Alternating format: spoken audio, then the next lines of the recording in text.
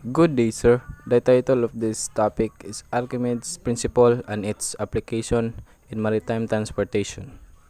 What is Archimedes' Principle?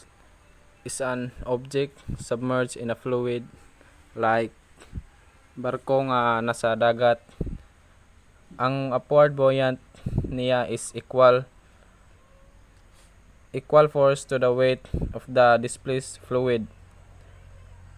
Buoyancy is the force exerted by a fluid opposite sa tubig nga moawas. Gravity is a downward force acting on a vessel due to its weight. Equilibrium: when the buoyant force and gravitational force balance, the ship floats. Buoyant force is upward, nya ang weight of ship is downward, like opposite sila.